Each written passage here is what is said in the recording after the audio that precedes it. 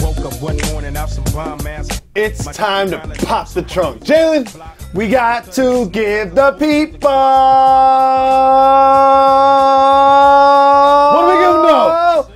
Give the people what they want. You put a little extra oomph in it today. It's a very special edition of Jalen Jacoby, an evergreen special celebration of one of the greatest cinematic achievements of our species. What's it called, Jalen? Above the Rim. Tupac Shakur. Mm-hmm. For the youngsters who haven't seen this is a celebration of one of the favorite and best basketball movies that have been made. Ever made. There's been a lot of great basketball movies made, but this one has just a lasting effect. It is a lot to do with Tupac and his performance and some of the iconic moments that happen in the film. It's easily the best basketball film ever made that features ballless basketball, which we'll get to. Also, for the youngsters listening, there's some graphic words in some of these clips that we're about to play. Preach. If you're in the car and you've got a 4-year-old in the back seat right now, you might want to just put on a different episode of Jalen and Jacoby. If you're at work right now, put the headphones on. Turn it down, put on the headphones. Yes. Anyone under 18, we again want to stress graphic lyrics in these scenes. Another thing I want to do is I want to give a big shout out to Grantland's Yes, indeed. brilliant Andrew Sharp, the handsome Rafe, and also the Podfather, Bill Simmons, who did a long write-up. You should go look at that on Grantland.com. If you have not seen this film, go see this film. And so as we get our Siskel and Ebert on, I'll just break down a little bit of what you may see. You see a couple of the names in the headline. So Tupac, his character's name is Birdie. Yep. A spinoff for A Hustle, selling birds. Yeah, he was the head lead guy. Yeah, he's the neighborhood drug dealer. Yes, so pretty much Dwayne Martin, Kyle Lee Watson. Yep, Kyle Watson, a basketball phenom, sort of like a Stephon Marbury-esque New York City point guard phenom, looking to go to a big school, hopefully Georgetown. Yes, and I was surprised initially in the movie that Syracuse wasn't in the picture. Come on, Jim Boeheim. This is the hometown recruit. Right, exactly. Yeah. Boogaloo, Marlon Wayans. Yep. Big shout. We know about that family name and all of the great lineage of television shows and movies they've been a part of. His character. Here's a family name we don't know about. Leon's last name. The guy who plays Shep is Shep is the previous generation's Kyle Watson, if you will, and we'll get into it in a second. The actor's name is what? Shep is Leon. That's Leon. it. He doesn't have a last name. Right. Just Leon. He also popped up in Real Housewives of Atlanta, if you watch that show. And also the late great Bernie Mac is Flip. Yep. He plays a homeless character slash comedian in this we'll be getting into him. And lastly, Motaw. Wood Harris. Yes, who most people know as Avon Barksdale from The Wire. How about that? Way before then. There's a lot of recognizable faces in this movie, and this movie was so important at the time because it really captured an era, that sort of mid-90s. It came out in 1994. You were just drafted, you said.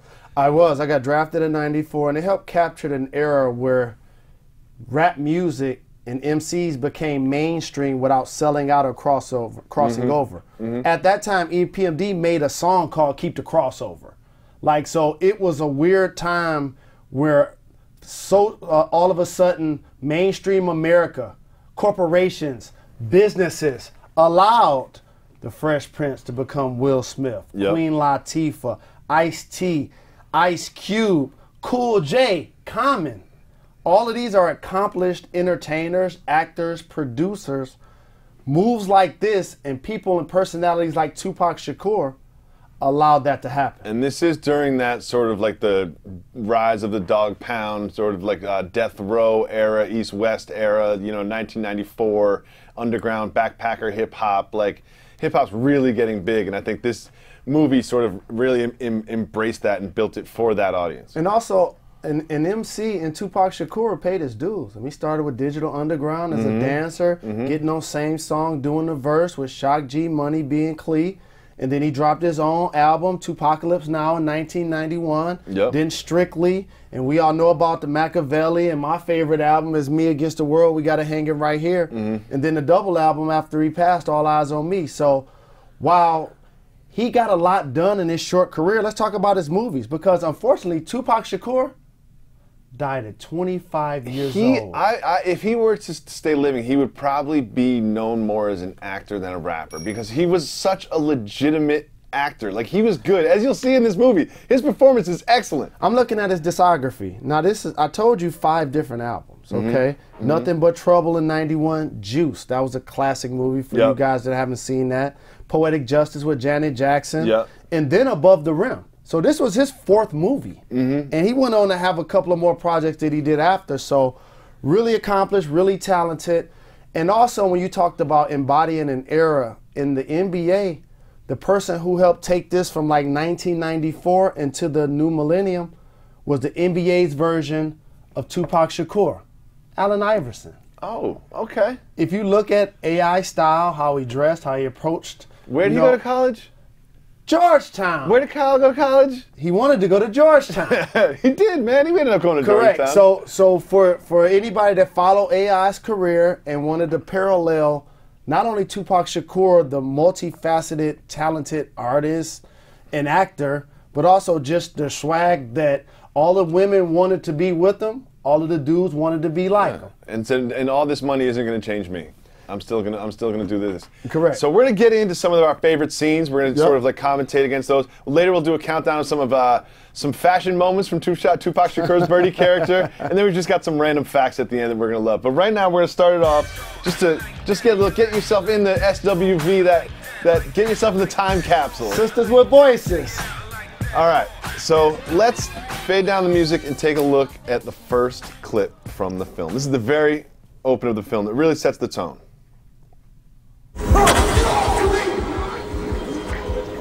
I always play basketball in my varsity jacket. So that's Leon and Nutso. His high school teammate, who he's kind of encouraging / bullying. Yeah, no, they compete against peer each other. pressure. Yeah, they're competitive. Just like friends are always competitive. My best friend in high school, Michael Hamilton. We rest in peace. We did the exact same thing. No, you did not. You did not wear varsity jackets and play basketball one-on-one. But we played with ankle weights and ran to the gym with them on. So we played in the house on hangers. This really sets the tone for the film, right here. Seeing how high Nutso can jump on the backboard, which is precariously placed right next to a huge window. Now he falls and dies. Well, it wasn't a window, it was off the roof. And here are a couple of things. Slapping the glass used to be a thing when guys can't get up and really play above the rim. Tapping on the backboard, slapping it with one hand, slapping it with two hands, continue to increase your hops. But what ends up happening is, as you become a smarter basketball player, there are strengths and weaknesses everyone has. So what makes Michael Jordan and Vince Carter great leapers? They can jump off 2 feet, and they can jump off 1 foot. They also have the body control and the athleticism to know when they jump whether or not they're going to jump out of a window or off a roof. You know what I mean? They've got that sort of that foresight to understand that. But also too, I think Shep was challenging him to do something that he knew he couldn't do off 2 feet. He had to get a running start. Dominique Wilkins, 48-inch, 50-inch vertical. If you look back at his highlights, none of those dunks are off 1 foot. Yeah. Okay, so some players just can't leap off 2 feet. Clearly, Nutso's a guy one of those players who can't jump off 2 feet. Rafe Bartholomew, our colleague at Grantland, had a great point. What is that backboard made out of?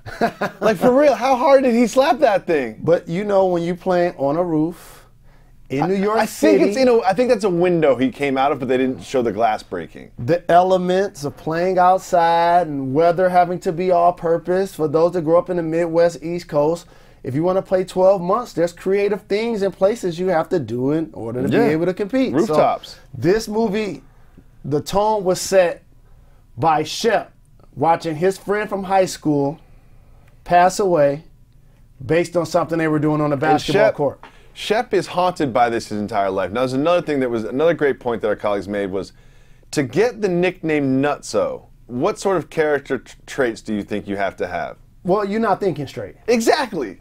The guy's name is Nutso.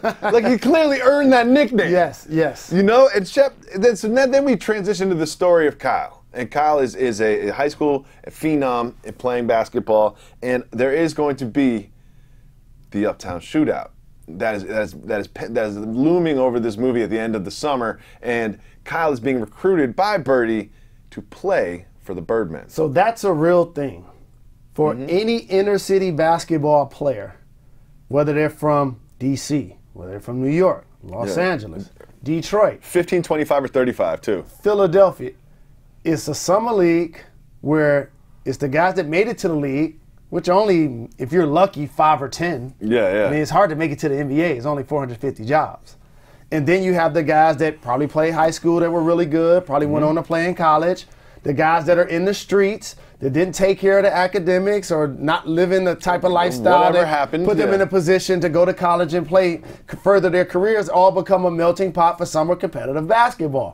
So it's not like it's 12 pros on one team. No. Like when you put your money to enter a team, you feel like, we got a chance to win this thing. And the teams are loosely affiliated. There's no draft structure. There's no governing body. No. And this is the recruiting process. You might see a couple violations in this scene right here, but this is Birdie recruiting Kyle to the Birdmen, his team in the shootout, at his own nightclub. Let's just see some of his tactics, Jalen. This is what it was like when you're going to Michigan, right?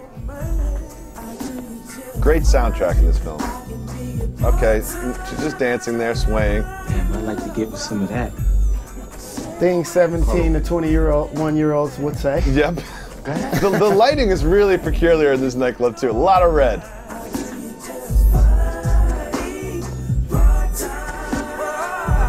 She gave Birdie the eye nod to get permission. Yeah, Birdie's just watching a little too intently for my liking. You know what I mean? Well, Birdie wants to make sure that he gets involved, but not too much, too fast, too early. Okay. Plenty of time for that later. See?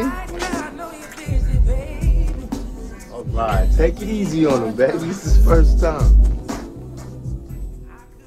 So Kyle is being recruited by Georgetown, and he's being recruited by Birdie. He's having some behavioral problems at his games, though. Well, here's the thing. Like, you always walking the fine line of being all-American prospect that's trying to do the right thing in high school and or being around a street element. You don't know anything about that, do you? You know why?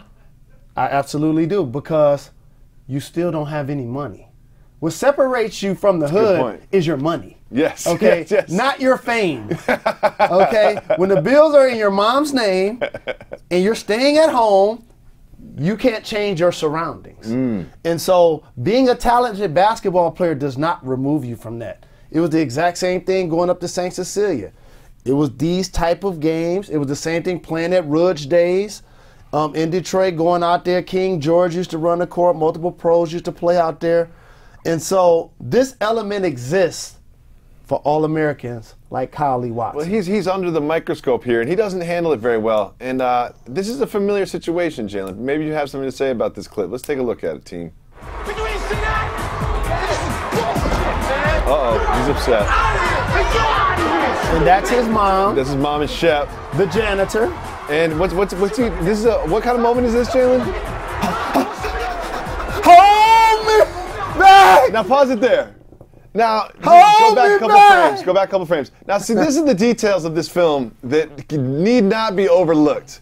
The scout, who we're assuming is some sort of Georgetown affiliation, the scout is played by none other than New York City basketball legend, who, Jalen? Pee Wee Kirkland. Like Jay said, the best in both games. That gentleman right there. Look up Pee Wee Kirkland. Go read that bio real quick. And he got a couple of documentaries that I saw on him because I did some research because I wanted to do one on him. His story is crazy. His story is nuts. Yes, indeed. Yeah. Yes, indeed. And now here he is getting that SAG check. Like, I hope he got his SAG rate for this because he didn't have very many lines in this one. But I'm sure he got a check. But you need to. But also, here's another thing that's being exposed. He's the Georgetown scout, which at the time probably meant he was on John Thompson's staff. Yep, he is. Normally, when you send a scout to the hood, you got to send somebody that can blend in. That's not blending in. That is blending in. Because Pee Wee Kirkland knows those streets. He's got a double-breasted suit on. But nobody's going to mess with him. No one's going to mess with him. Also, if you He's notice, the legend. Pee Wee Kirkland has had like the James Harden brohawk fade thing his entire life. Right. His entire life he's had that same sort of short in the sides like mohawk James Harden thing going on. Right. And so a couple of things. it's hard to stay poised and disciplined when there's a whirlwind happening in your life. Okay, you're a high school player.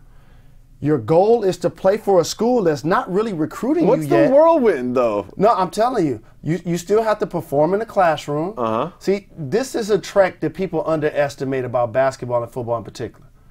You have to be on an education trek, okay? You have to be eligible to play high school basketball. Of course. You have to go to college. Yeah.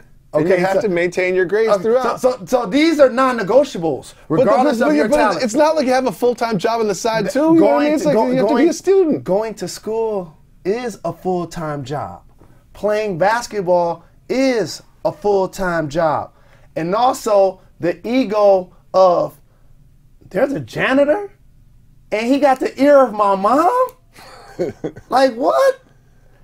If it was up to me and I was choosing somebody for my mom, it'd probably be the best, athlete or whoever that I idolize. Not necessarily a janitor, so that's bothering his ego. He didn't know about Shep's background. But I'm just saying, that bothers his ego that the former high school star that's now janitor is making good by dating his mom in front of everyone. So that, along with the pressure of trying to beat Montrose and performing in front of the scout, that is what you see boil over. So we don't know that much about Shep or Real Birdie or their background or anything until this one scene, which Jalen Rose is claiming his favorite scene of the film, which is insane.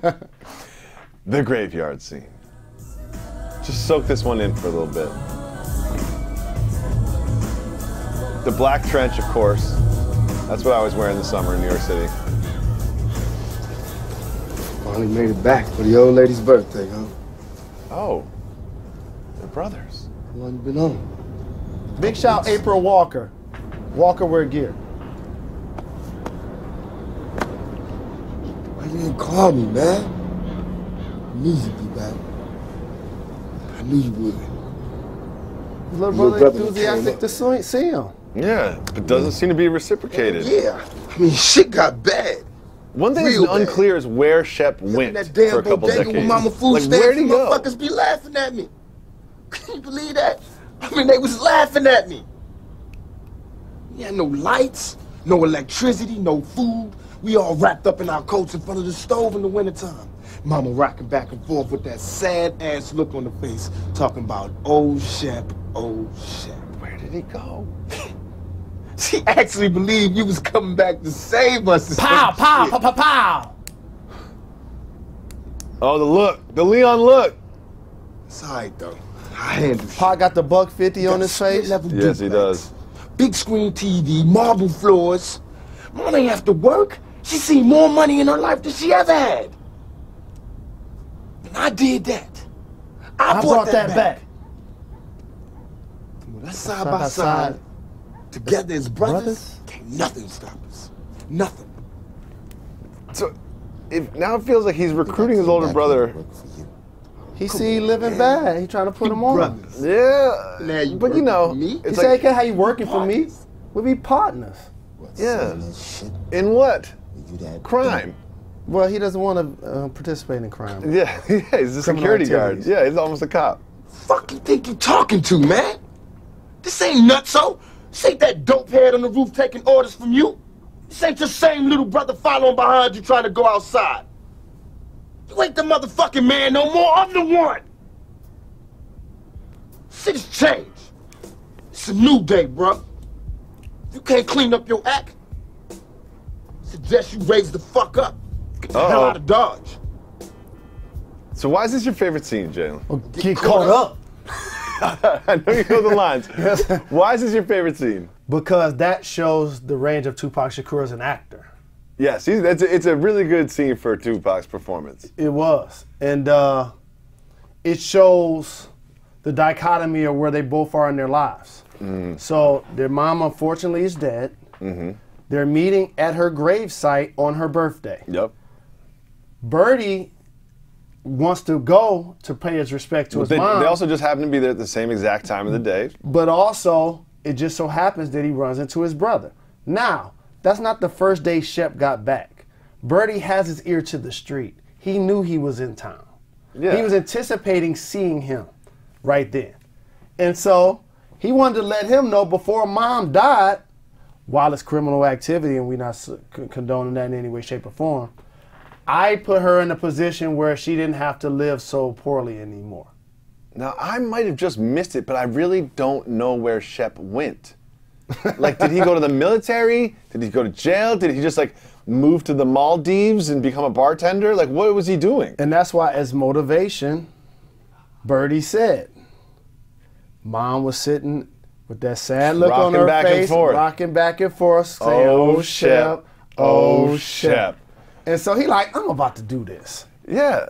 And so he had to use what he got to get what they needed. But let me tell you something about Shep that I've noticed. Not great with adversity. You know what I mean? Not, he doesn't just keep going forward. No. You know, his buddy died in some freak accident, and it ruined his life. That's it, forever. And he also, can't even touch a basketball. And also, Jacoby, I'm glad you bring that up. A lot of times, that adversity is the difference between the guy that's starring in the shootout or the guy that's playing in the NBA. Mm-hmm. How the shootout you deal tournament, with it. not an actual shootout. Right, but again, I stress this, like, the successful people go from failure to failure with no loss of enthusiasm. You just talked about him not dealing with adversity. Mm-hmm. His friend died, didn't handle it well. No. Okay?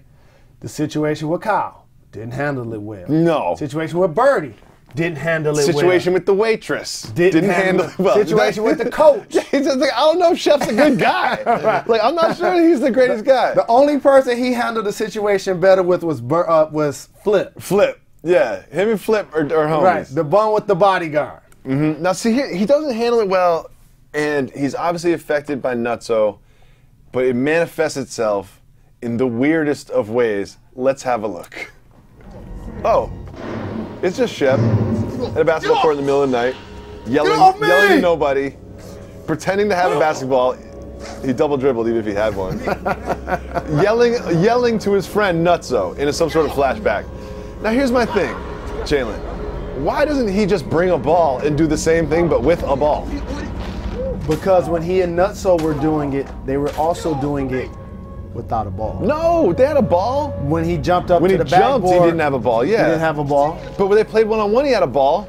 And also, for those that may or may not know this, visualization is big in basketball. I can't tell you how many times he plays without a basketball. I can't tell you how many times in my house I was laying on the couch, sitting on the couch with a follow through on my jumper, walking around like I was air dribbling. I do it sometimes now. Everybody does. But here's the thing, visualization is a big part of basketball. Do you know what else is a big part of basketball? The ball. Yeah. The ball. You need the ball. You need the ball. Yeah. Okay? Like visualization's big and everything. I know you're trying to like help Shep out. No, the youngsters will say he tweaking right there. A little bit. Yeah, I would say that too. I would say that too. I also want to give a big shout to Undercrown. They tried to get us the shirts. They couldn't get us the shirts, but I want to give a bigger shout to the production staff.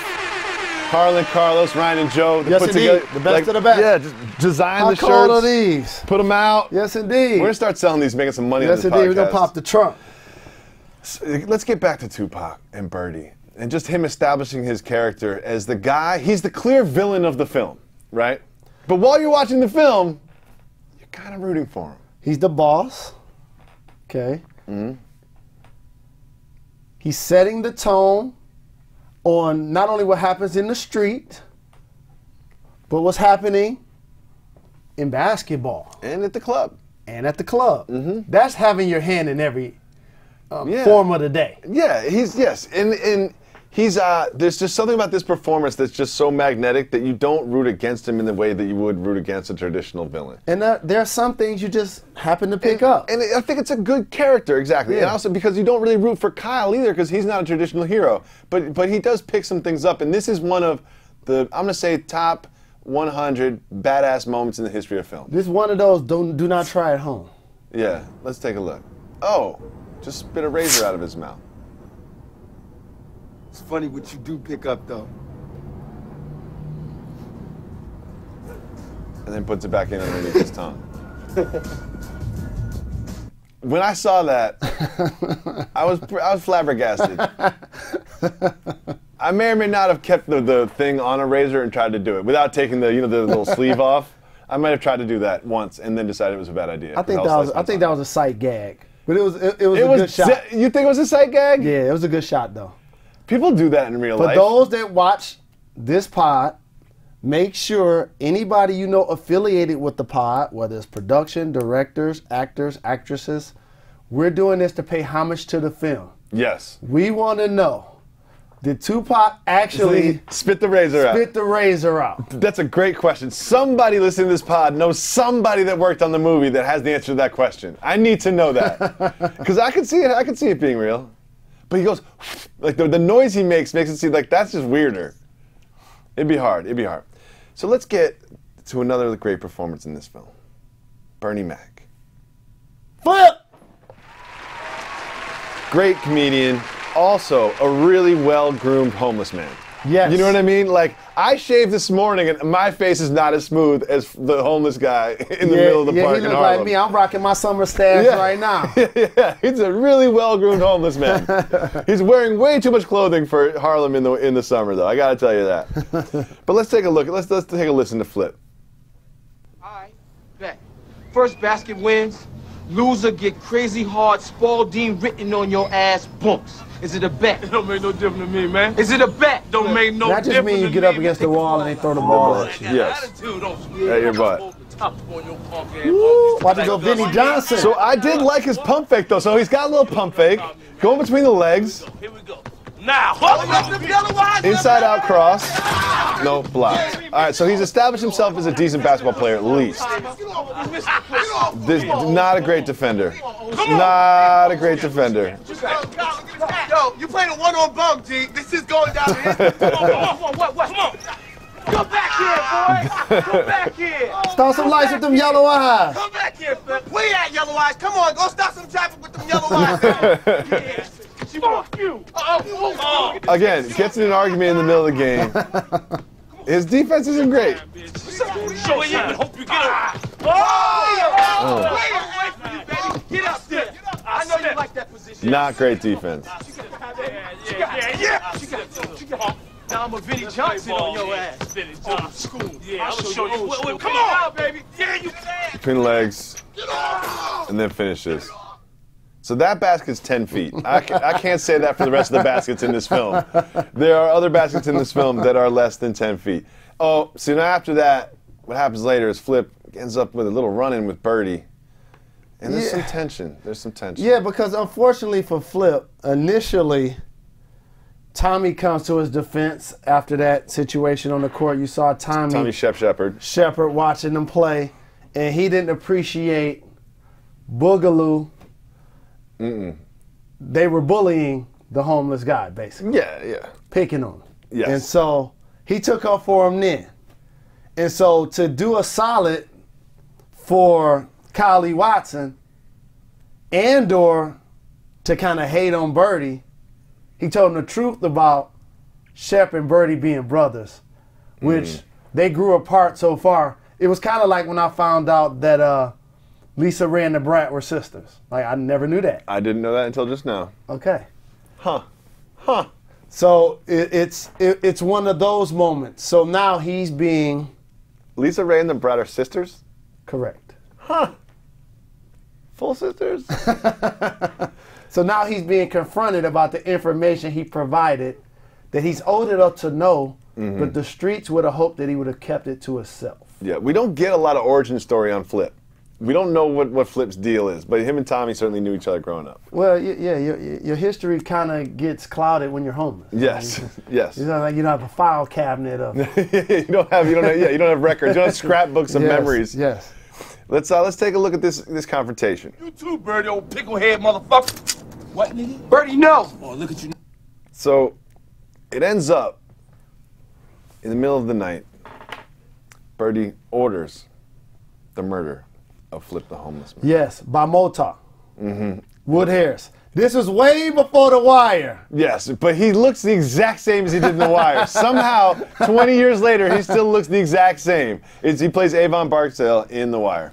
Yes, and it's important for people not to know that Birdie and Shep are brothers. Because one is living a legal lifestyle, and one of them is a security guard. Yes, he's a security guard, and I also feel like he just got back from a 20-year Disney cruise around the Caribbean, because I don't know where he went. But it all culminates at the Uptown Shootout. And at the Uptown Shootout, we have the Birdmen, Birdie's team, anchored by a Charles Oakley-esque bruiser, Marta. How do you say his name? Mota. Mota. Mota really has a unique style of basketball that I've never really seen before. We're going to get to that in a second, but Kyle is worried about Birdie ruining his chances to go to Georgetown, and Birdie has basically blackmailed him into throwing the game at the shootout. And also throwing things in his face, like the incident at his nightclub with the young lady. Everything comes with a cost. Nothing is free in life, Jalen Rose. Nothing is free in life. So what happens is Shep decides to join the Bombers, which is Kyle's team. And let's see how the Birdmen respond here. Let's take a look. Put me in, coach.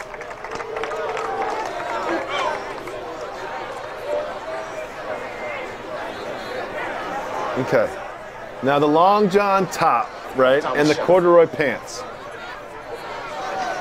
Yes. Hold up. Good question. What is this Good question from Pac here. Like, that's not legal.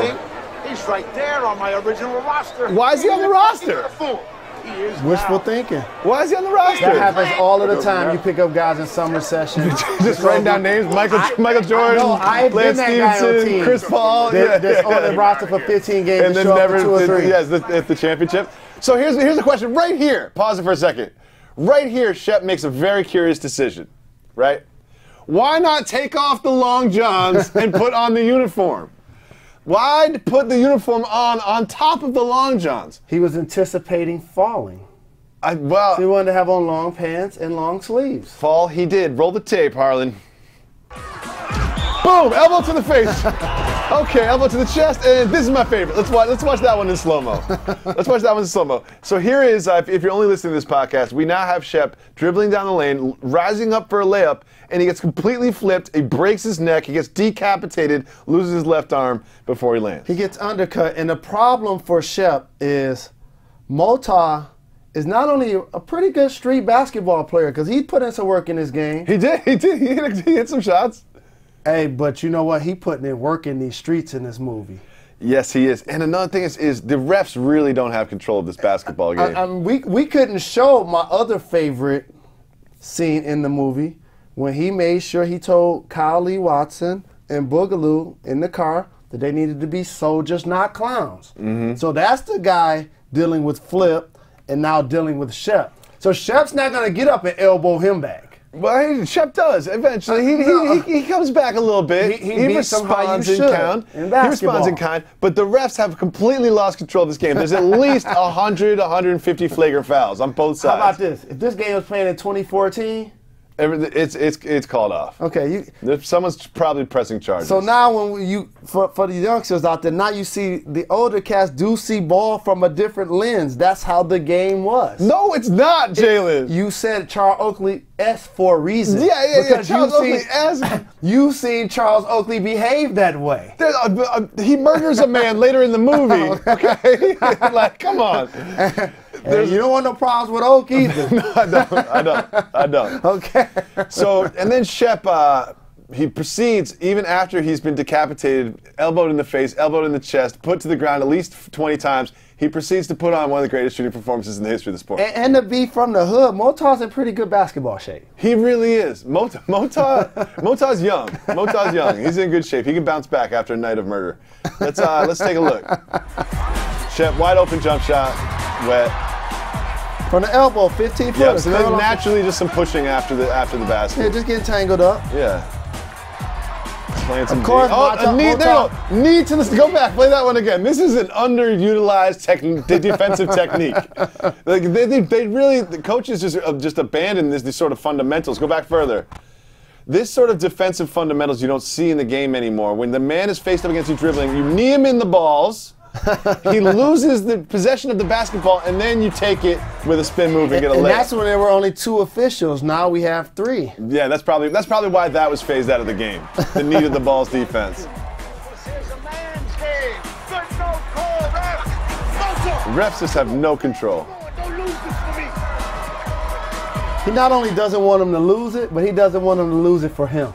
That's really important. Shep is just absolutely murderous from mid-range. He's like makes LaMarcus Aldridge. Oh, look at this.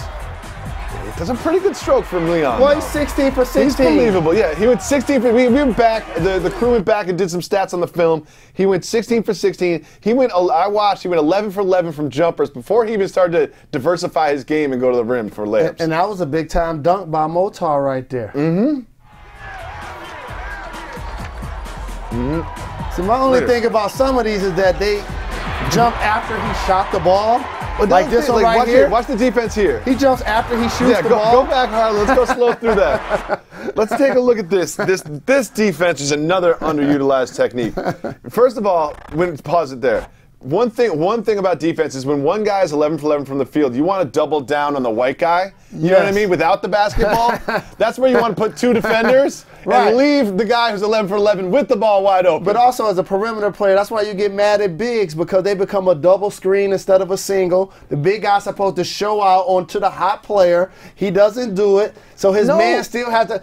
But his man's behind him. They're doubling the white guy. But what about the 6'11" guy that's standing in front of him? How about helping me out? Yeah, he should show. For those that play basketball, that's instead of it being one person screening, it now becomes a double screen. You know what I do in that scenario? Push him.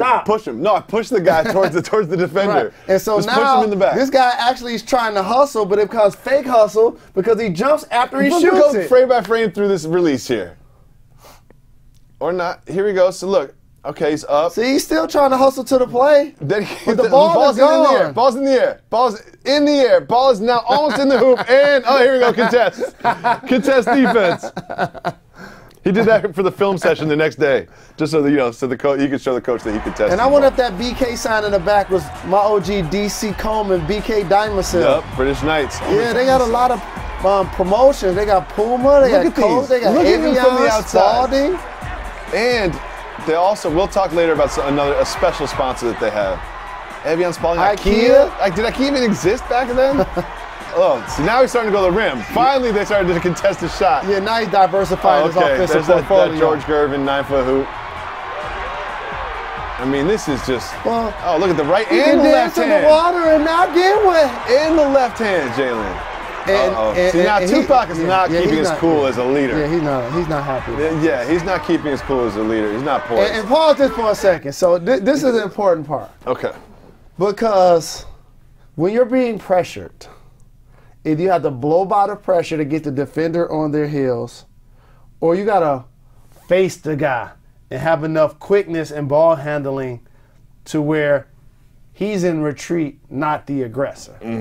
When you continually turn the ball handler as a coach or a teammate, that's what you want somebody to be up doing. To do, yeah. Pressure and turn. Yes. While he's continuing to turn Motar should not be bringing the ball up. You know that this is going to end bad. The guy who throws all the elbows and later murders somebody should not be bringing the ball up. Murderers shouldn't be bringing the ball up on a basketball court. Multiple, too. Not just one. Yeah, he's murdered a few people. Exactly. But I think the murderer should be on the block. Yes, you know what I mean? Yes. It's like, let the other guys handle the basketball. Or come and screen. Yeah, send a good screen. That'd be good for you. But look at this defense.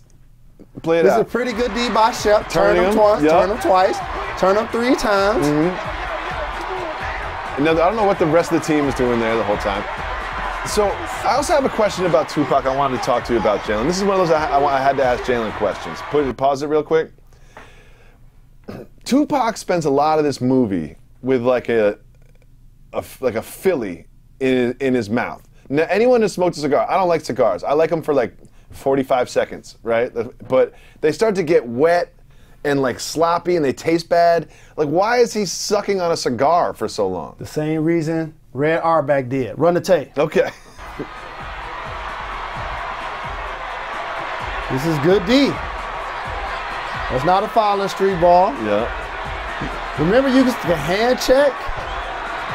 Jewelry. Oh, give me that. Jewelry. That's it. The alley-oop to Kyle to win the game. White dude on the team goes crazy. And it gets sad from this point out. But you know what I love about Kyle Lee Watson? His mom is there to support him regardless. Mm-hmm. I didn't love that he threw the game. You know what I mean? I didn't find that to be great. Yeah, she's there to support Leon, let's be honest. Both. Mm-hmm. Yeah, she has us taking the game. So what ends up happening in this film is there's a murder. Well, again, you know, true. Score that basket. Here's a gun. Now go kill somebody. Like, stakes are high. Somebody else. Yeah, yeah. And so the other thing, and you mentioned Pac with the Philly, that became part of his fashion. Yes, the look. We do have a countdown of some of his best looks from this film because the fashion is important during this era, and especially his character. People back rocking gold now. People back rocking leathers and plain shirts. You know what's going to start happening, Jalen? And shout to us for never falling a victim to it. People are going to start going baggy again. You know, I never went with the skinny jeans thing. No, but I mean, you can't put your hands in your pockets. Yeah, you can't. If you can't put your keys inside your pockets, you gotta get some new pants. Exactly. And sometimes I like to carry a fat knot. It just makes me feel good about myself. You know, every now and then, you know, you grow up in a hood, going to the store with food stamps, counting everything before you go to the register. Sometimes that's my outfit. Yeah. You know, you guys might look at me and be like, why you got that on? He look bummy, but I got a fat knot in my pocket. It makes me feel good. That really ties an outfit together? Yeah. It's just like an accessory. Exactly. Good. Exactly. So then we have Pac with the red leather, the Philly in the mouth, the hat backwards. And you'll notice one thing that, like, from a true cinematography standpoint, he always stands out. Birdie always stands out from the crowd. You know what I mean? Like, if you look at that shot right there, like, there's only one person in that shot. And we also talked fashion earlier. You see him with the WWE gear that's April Walker wear. And 5001, big shout to Shay and Guy, who I still get gear from to this day. 100 miles. Who did a lot of fashion for this movie, clearly. Because you see him with the black leather, it says 5001. Now here we have what Harlan has dubbed his pumpkin patch camouflage. Like, he does sort of have like a very Halloween-y, sort of like a fall vibe. And if you see it, the bandanas, this is pre-AI. Yep. So this is the look that he was rocking in the league. Well, this is when he really started that tie in the front bandana thing that absolutely exploded. And also I have to do one other thing. Feel free, Mr. Because Rose. I saw Bubba Chuck at the Players Awards. Big shout. Everybody was moving crazy. I didn't get a chance to hug his neck, but I love him. Somebody was talking to me about cornrows, and I have to clarify something. Something you said earlier? Son, I got to be an OG right there. I got to be an OG right now. The Fab Five weren't the first to ever think about wearing long shorts, but we popularized it. Michael Jackson weren't the first to moonwalk, but he popularized it. AI was not the first in the NBA to wear cornrows. That was Latrell Sprewell. Just had to clarify. Okay. The collar on that is interesting. Now this is the floppy bunny ears bandana thing. Gold chain, earring in the nose. Don't sleep on Pac used to rock that too. Heavy. And then let's take a look at that. Now this is the crown jewel of the Tupac fashion from this film. It looks like someone took a camouflage comforter and then fashioned an outfit out of it. And full disclosure, I have, will, and can rock something like that. You don't, won't, and can't. and don't sleep. Motar's fresh in here too. I know. Like, his gear is tight too. Yeah, but he doesn't pop off the screen the way Birdie does. And you know what, like I said about my knot? The thing that seems to make his outfits normally is the thing that's in his right hand right now. Yes, his accessories, and also he's always ready for a good murder. Yeah. You know what I mean? He's always wearing dark tones so he can blend into nighttime backgrounds after a murder. And also, he's not enthusiastic about the things that have transpired here recently. You can tell just from his face. He's not that happy about things. And let's take a look at the next one. That's his 100 miles there. Oh, this is a cell phone. So now just pause it right there. Jalen, you have a long history with the cellular telephone device. At what point did you buy your first cell phone, and how big was it? So this movie came out in 1994. Yep. That was the year I got drafted. So I'll just take you from 91 to when I went to college. Okay. 91 college, if you were lucky enough to have a Sky Pager, you was killing them. Okay. Then it transpired to the big gray thick cell phone. Yeah. So Okay. this is actually like a generation 2. Yes. And the gray one was after the one with the bag. Okay. Ooh. You had the bag with the cell phone. Well, let me take it a little back way further. First, there was the CBs and the walkie-talkies. Yeah. And also the car phone was big first, too. Yes. The car phone came out first. That was a CBs, luxury. walkie-talkies, breaker, da-da-da. Yeah. Then the phones I mentioned, the phone with the bag, the beeper, the Sky Pager, and the phone continued to get smaller. That now looks like someone's cordless house phone. It looks a little big for a house phone. But it's the size then of a quality cell phone. And he's clearly represented. And why did also- those go away? So many burnouts. if you're in 1994, if you had a cell phone, you're doing it big. No, you were a doctor, lawyer, or a drug dealer. Or you had some money. Yes, exactly. You are doing it big. You are doing it big. Yes. And let's take a look at some little random facts that we love about this. And one other thing, we can go on. Yeah, and whatever you want to talk No, about. let us move on. Let us move on. Okay. KRS-One style. All right. All right. Push play. Oh, we have the British. This is the British Night sponsor that we love. You know what I mean? Coca-Cola's in there. Evian water. Evian's really trying to get heavy into the Harlem market here in the mid-'90s. And this is one of my favorites, though. Look at the next one. So this is IKEA's. This one, Harlem Ben & Jerry's. I don't know how that happened. I don't think there was a Ben & Jerry's in Harlem in 1994. I could be wrong. What about Pro Chips? Don't even know what those are. Pro Snack Chips. Yeah, did they make that one up? I mean, how do you have Coca-Cola, Evian, and Pro Snack Chips? How did Pro Snack Chips have the budget to get up there? You know, British Nights were big back then. Pro Snack Chips is definitely like Birdie's chip line. And he was like, look, you guys are going to put this thing up, or I'm going to send Avon Barksdale at you. So the sponsors. And also a couple of other sponsors. things. Do you see any sponsors in this studio, Jalen? No, not yet. But we're coming. Okay. We're in the trunk. And two other things that's really important. The yellow tape around the court stops nothing. Yes, and I've been to a lot of those games and it's not there. Okay. Yeah. I don't remember that there. Okay. But so this is an important fact. Montrose! Montrose is on your right. Do you recognize that human being? Not only from above the rim. Only from above the rim. Milli Vanilli? No. This is Eric Nees. He's from the original Real World from like 30 years ago. I don't remember exactly when it started, but Eric Nees is there probably 25 years ago, and he was like a model actor guy. Do you remember the MTV show The Grind? I do. I know you would remember I that do. one. If you were a cameraman on The Grind, what are you doing? The lineup then was Yo MTV Raps, and then you throw Fab Five Freddy out there. Yep. I used to watch and that. they had Downtown Julie Brown. Downtown would host, Julie Brown. And Eric Nees became the host of that. But he was an original Real World cast member, which I don't know how he got this role in this film, but he'll forever, ever be remembered as Montrose, not necessarily as Eric Nees. And for those that don't know, 1993, a guy named Eric won the championship in the NCAA. In 1994, there was a Montrose Yes. in this movie. Yeah. I know because I was on the team, who had tears in their eyes afterwards. Yep. And this is another sort of shout to Eric Montrose, the token white guy on the Bombers. Now, Kyle is how old? 17, 18 years old? Why do they have a 55-year-old white dude on the team?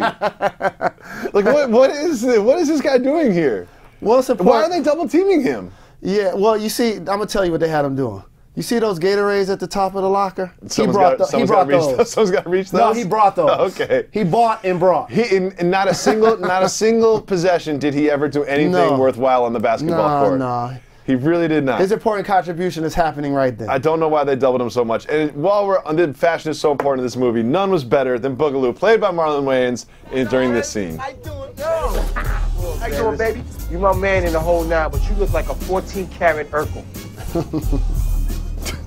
He's got the Kurt Rambis glasses. He's got the mouthpiece. But you got 15,000 looks going. You know what I'm saying? But it's all about the heart, and he got the power. No, this is great. This is before LeBron. This is pre-LeBron. Right, and MJ. This is where LeBron got MJ was doing it in '91. Such an excellent film. I'm so glad we did this. We're going to fill this summer with theme podcasts, Jalen. Big shout Marlon Wayans. This dude discography is crazy. doing Filmography. Whatever. Yeah, filmography.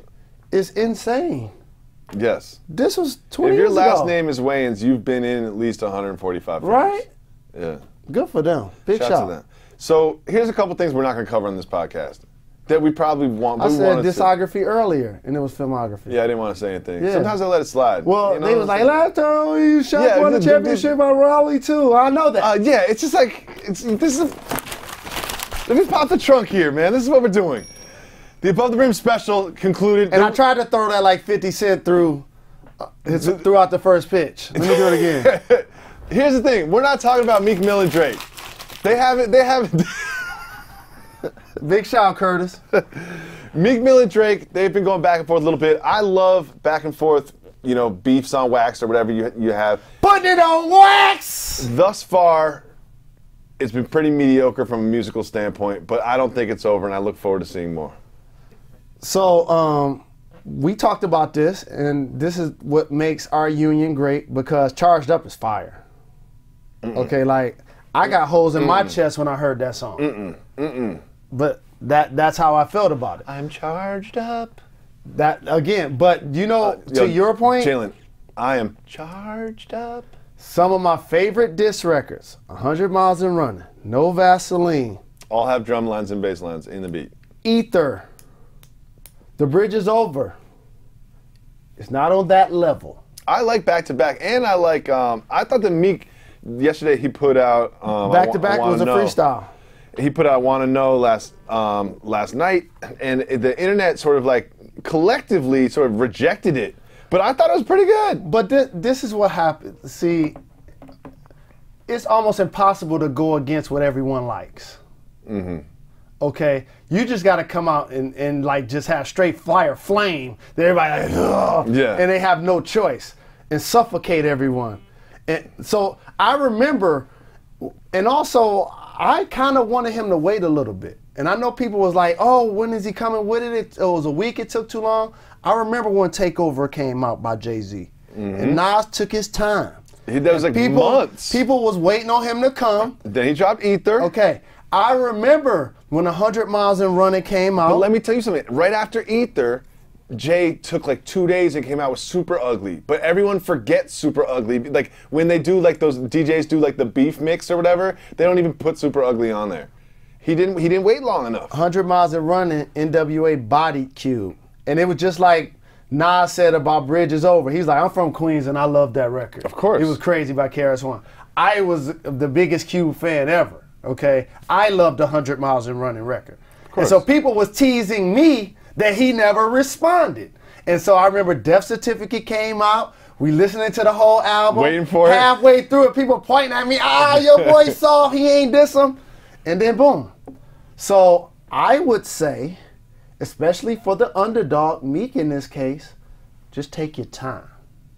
And then come with your best material. Stay tuned. But again, we like that it's on wax. And we like both guys. We've had Drake on the pod, and we're going to get Meek Millie on the pod. I already got my feelers out. We'll be back next week. Give them what they want. Give them what they need.